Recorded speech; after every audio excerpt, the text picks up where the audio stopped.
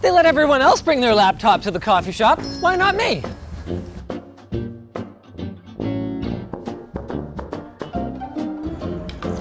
Believe it or not, they didn't ask me to leave, but they probably should have. The MaCase B43 is unlike any other laptop that we've looked at before.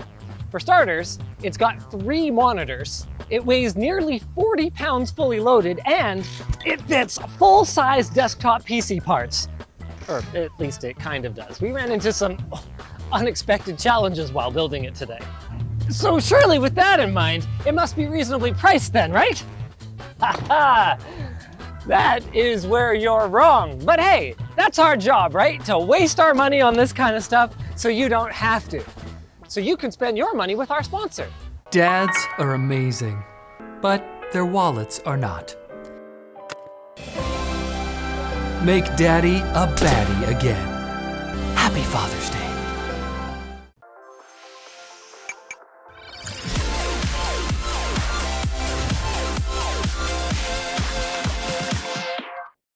Just like with our last MaCase briefcase PC build, this thing is flipping heavy. It's actually really front heavy too, if you look at how it sits when I'm holding in the handle.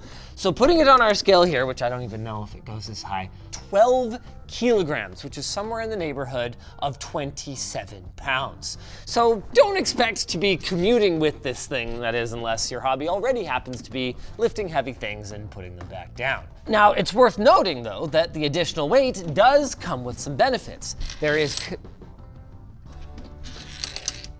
We'll figure that out in a moment. We've got the same ruggedized build with these rubber corner protectors on it, and there is considerably more room to build in here. That is actually a pretty reasonable amount of space. And this time, the keyboard folds out away from the tower, which is a very welcome change for my poor wrists. I mean, imagine if it was like the last one, where you had to sit and use it like this. Not to mention my poor hands, since the last case had the GPU inside venting directly up at the keyboard, causing it to get hot enough to cook on. Unfortunately, the keyboard design hasn't changed and it still sucks, and so does the teeny tiny little attached trackpad. The good news though is we get a nice monitor upgrade. Not only are there 3 displays now, but they've been sized up from 16.1 inches to 17.3, or 18.5, depending on which part of the product page you believe. No, 17.3. One thing the product page makes no mention of, one way or the other, is the ergonomics. And I gotta say, at a normal sitting height, I sincerely hope that these are IPS type displays, because otherwise, I'm not gonna be able to see anything on them. Also, wow, these hinges. Like most laptop displays, these use embedded DisplayPort or EDP, which means they need a controller board in order to accept desktop signals. So those are in here, which makes sense. But what doesn't make sense is the manufacturer opting for ancient VGA cables as the default to connect to them. Modern GPUs don't support VGA natively at all, and these boards have HDMI inputs. Also, it would probably just make even more sense to use DisplayPort since EDP is functionally compatible with it, but I guess that would have made things too easy. Enough about the case for now though, let's turn our attention to the PC that we'll be building inside it. Now normally, AMD's 16-core Ryzen 9 7950X3D wouldn't be our first choice. The 7800X3D performs roughly the same in games at a much lower price. However, the extra cores should help us in non-gaming tasks like video editing while still maintaining the same 120-watt TDP. Besides, we already spent a ridiculous amount of money on this case, so we might as well do it up. Which is exactly why we went for the Asus Crosshair X670E Gene. It's got 2 USB 4 40 gigabit per second ports, Wi-Fi 6E, and 2.5 gig Ethernet, allowing high-speed access to everything from a portable storage drive to a high-capacity network storage appliance. Now look, realistically, any board with a compatible chipset would have been just fine, but this motherboard happens to have the CPU socket just a little bit higher up, which we hoped would help us fit a better cooler into the system. Too bad it didn't.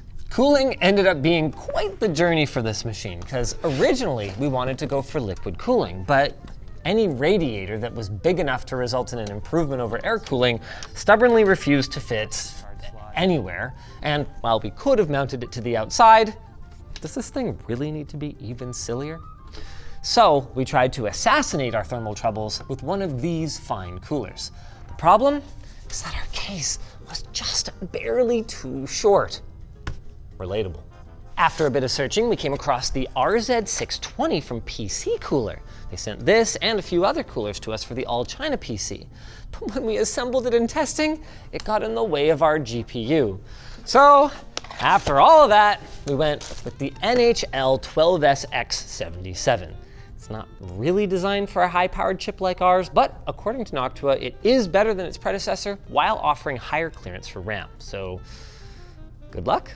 On the subject of RAM, we're going to be using this kit from KingBank, of all people. It's a Sharp Blade 32GB 6400 megatransfer per second kit that KingBank explicitly lists the ICs for, which can be really helpful when it comes to compatibility and performance on AM5. It has no issues fitting under the L12S cooler, even with a bottom-mounted fan, and the white heat spreaders match our SSD, even if nothing else in the build is white. On that subject, we've gone with the crucial T705 with white heatsink. Okay, PCI Express Gen 5 makes no meaningful difference to real-world performance, but hey, under ideal conditions, this thing can hit read and write speeds in excess of 10 gigabytes a second. And since we're going overkill, we might as well include Tom's Hardware's fastest SSD on the planet to go along with our fastest GPU on the planet. I see. Fastest I get, but is there a reason we went for the biggest GPU on the planet? It's not the biggest. The biggest is the Zotac PGF 4090D, but that one is a China exclusive and we can't get it out very easily. Ah, I see. So I have the second biggest 4090. Yeah. But this was about more than just EPEAN. See, our last MaCase build thermal throttled pretty spectacularly, and we hoped that by having a very large cooler, we could avoid the same issue this time. Of course, we need to figure out how the devil to get this card packed in here. Oh good, a universal vertical graphics card. Oh, that explains why we couldn't just use a regular C-type downdraft cooler and we needed the small form factor one. Oh, things are about to get tight. Now Linus, I can hear you saying, why are you making such a big deal out of this? The card fits just fine. And that would be true if NVIDIA, in their infinite wisdom, hadn't brought us the acclaimed 16-pin 12-volt high power connector. Because at this case height, we either need to plug it in and then put on the side panel and mash it down and hope for the best, or we need to use a 90-degree adapter, either of which could lead to spontaneous combustion. Making matters even dumber, remember how our display cables need to connect internally to those little boards? Well, if we had the GPU here, we would need to run 3 HDMI cables, at least 2 of them on these DisplayPort to HDMI adapters, through this tiny little hole in the chassis right here that even one adapter doesn't fit through. Absolutely flippin' genius. Without further ado then, let's get our GPU installed on our Cooler Master vertical graphics card holder kit. Guess I got a little carried away talking. Let's go ahead and get this motherboard installed real quick here. Now this bad boy goes in here. And this is gonna go in here. That is surprisingly tight. You're gonna have to take that out. What, I have to take the fan out? Yeah, you really gotta take the fan out because what you wanna do is get this back a little way so that you can get the cables in there and you don't have to route them through the outside of the case. Oh no! I don't even get a cooling fan for this thing? Nope. Well, we've got some concessions, just like this whole thing is a big concession. I'll take a hot dog. So we need to give this a little slide, and then my poor one intake fan needs to come out. Now we plug in our poor cables that are about to get mashed. I need to move this bracket, or this brace. This is clearly not gonna be staying in. Yeah, there's gonna be a lot of things you're gonna have to remove there. But what now? Do we have air intake coming in? No, that's where the handle is. What's the plan here? We have a replacement side panel that we are going to cut a couple holes in and then make look kind of nice. I can see from how the side panel doesn't have holes in it yet that we have not tested this. No, but that's why we have Justin. Wow, this looks awesome! Now, to simplify our cable management a little bit, we're gonna be using these Lee fans that clip together a little something like that, and then we're able to power both of them, including their RGB, with a single lead. Not gonna lie, that actually looks kinda sick. And check this out, guys. We are at least kind of pretending that this is for a long-term deployment, so we're going with a positive air pressure setup using these filters right here and here, and we'll be using them to bring fresh air.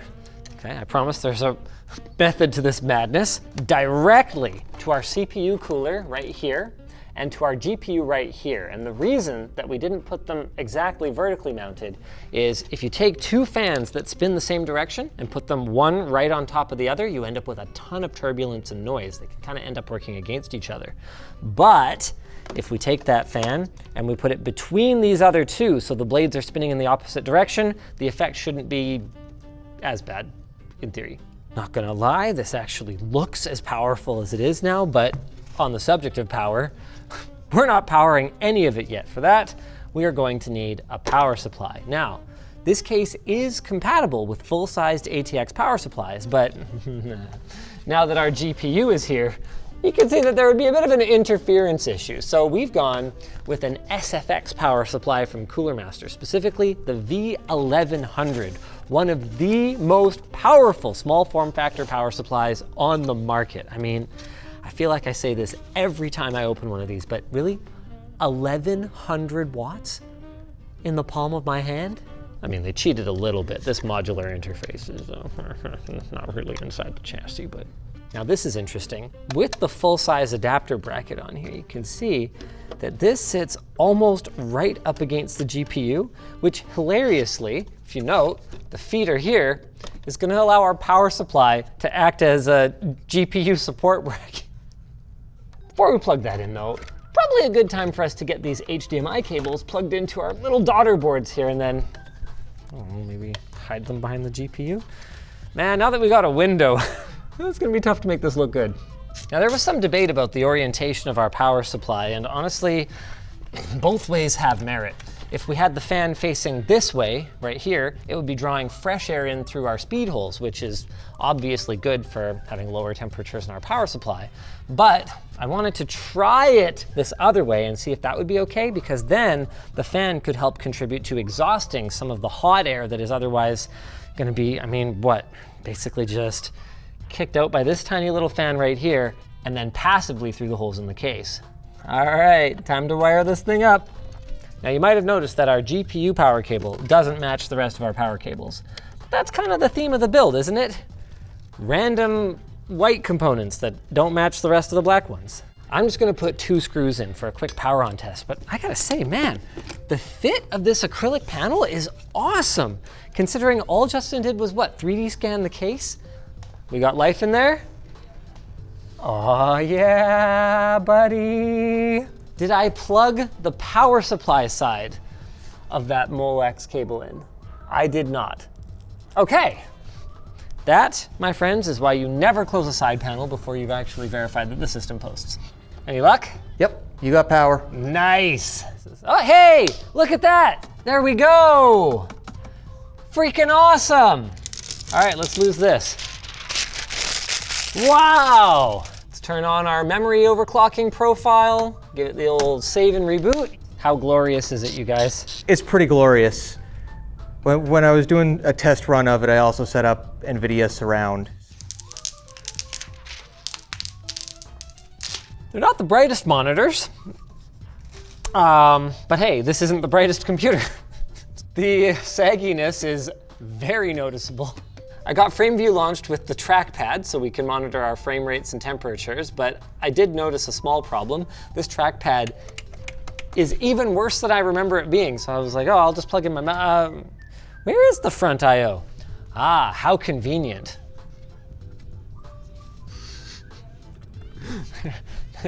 There we go. And what's great about this design is that it's not like you could just use the middle display on its own and not have these hanging out. Nope, the whole thing deploys or nothing.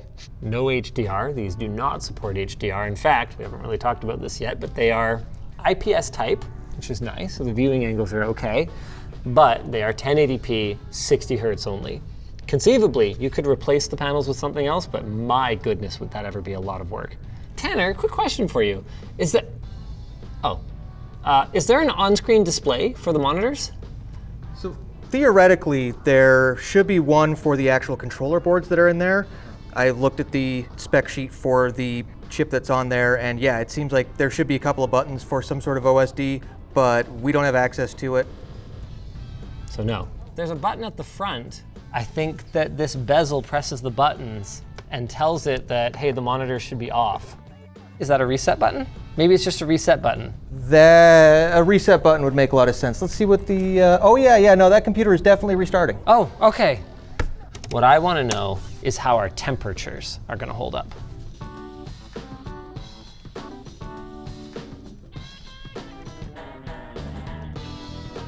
I think the best part of those thermal results is we could totally do better. If we managed to squeak a bigger cooler in there, maybe a couple more fans, not only would our GPU manage to turbo to 2.7 gigahertz, I think we could prevent it from thermal throttling on the CPU as well. Though if we were to actually deploy the system for real, there's another major consideration, and that's that we would need to work in some kind of bracket to support that GPU. We had the system restart not once, but twice, while just moving it around on the set from being on that PCIe riser. Pretty minor issues overall though, good proof of concept. Now one thing that I missed is we actually screwed in the holes for these little rubber corner reinforcement pieces. So we don't even have to give up a ton of ruggedness. Let's go ahead and pop these on, and then I think we're ready for our little trip to Starbucks. Of course, you guys already saw that that didn't really go so well, so you've got to be wondering, what is this thing for? Well, at about $1,500 US with shipping, and that's just for the chassis, the peripherals, and the monitors. It's obviously a niche device, but for the folks who need something kind of portable, it ended up just shy of 40 pounds fully built. And with this kind of performance, like an on-location film crew or a scientific expedition, it's actually surprisingly price competitive with pre-built solutions from specialty companies like this one. Just be aware you're gonna have to be ready for some compromises. Like the ergonomics completely suck unless you tilt it up about this much. Otherwise, you're looking down at the monitors. And unless you're willing to get a little bit jank, like we did, you're almost certainly gonna have to be dealing with overheating unless you go with a more basic spec. At which point, you've gotta be asking yourself, why didn't you just buy a laptop? So yeah, it's kind of bad. Like this bad segue to our sponsor. To celebrate Father's Day, Rich sent me to find some dad jokes in Vancouver. Who had a dad? Give me some dads. My neighbor gave me a new roof and he said that it was on the house. Is your dad funny? Where does the dad keep all his dad jokes? Pocket? In his database. What biscuit flies? Little plain ones. So Polar Bear walks into a bar, Yeah. says to the bartender, I want a rum and Coke. The bartender says, what's with the paws? The Polar Bear says, oh, I was born with those. I've got the dictionary tattooed on my stomach. Adds definition. This is a Rich News MagSafe wallet. You can put it on top like this. Do I have a gift for my dad? No, I'm not buying my dad anything, but I do call him. What's the catch? It's for your father. Okay, yeah, I'll give it to my dad. Do you have a wallet? No, You don't have a wallet? I have a rubber band. Oh, fancy. The future is here. Right now, Rich has a 40% off for Father's Day. So there you go. Awesome. Check out the website at the link below. If you guys enjoyed this video, maybe check out our video on the 58:9 resolution signage display from LG. It worked about as well as this case, but managed to be even wider.